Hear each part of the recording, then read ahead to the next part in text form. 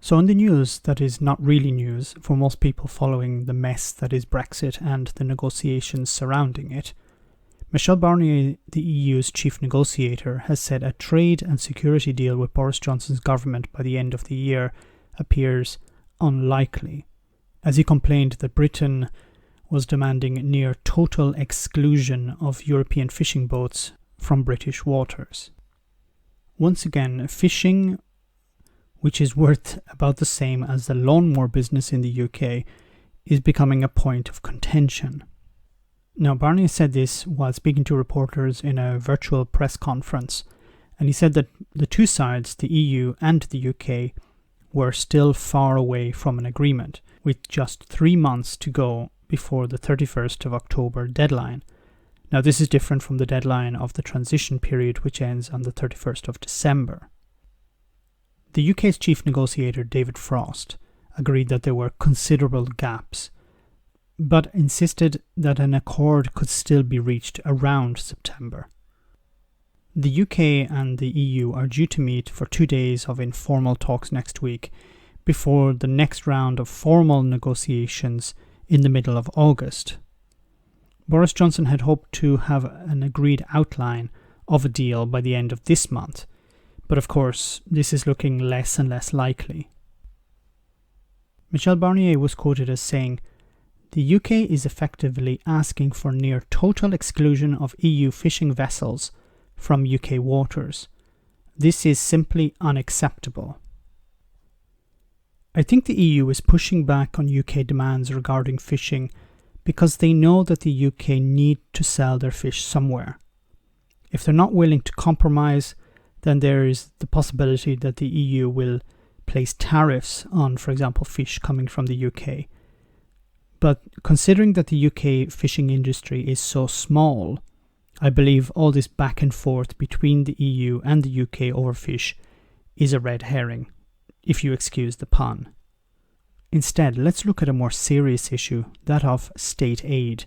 Now, Michel Barnier has said that the UK has failed to offer any assurances on how it would subsidise its industries and how this would be regulated once the country was outside the single market and the customs union at the end of 2020.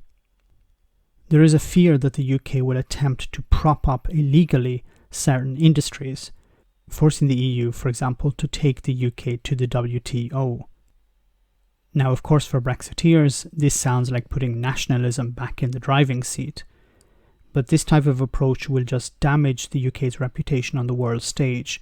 Remember, the UK wants to sign trade deals with other countries. If it breaks promises with the EU, why would the US, Australia or Japan, for example, take its word seriously? Barnier also said, "We need consistency or some sort of equivalence between our respective systems." He went on to say, "We need to see what is ahead of us. I understand that David Frost said that the UK is still going through an ongoing debate. Parliament and government are still working on this, but the debate does still have to make some sort of progress."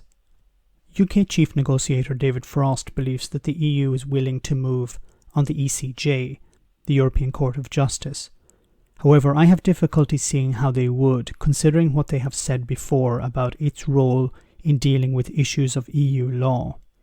He believes that he and his team will work hard to get a deal with the EU, but the possibility remains that no deal may be reached and that both sides must prepare for all possible scenarios. I believe the recent agreement over the funding to help member states deal with the fallout over the pandemic has actually strengthened the European Union as a union. This means that they're less likely to bend to demands from Boris Johnson and his government. The EU was in a weaker state, and I admitted that myself a few weeks ago, but the last few days have changed that. It's looking more and more likely that the UK will leave the transition period without a deal, and whilst the Tories and Boris Johnson are probably planning to blame the EU for the fallout, I frankly think that the EU don't really care anymore. Let me know in the comment section, guys, what you think. As always, your comments are greatly appreciated. Thanks a lot. Why not become a Patreon and enjoy access to our Discord server where we share news, chat, and have some fun? If you become a patron, you can also make video suggestions on topics that are important to you.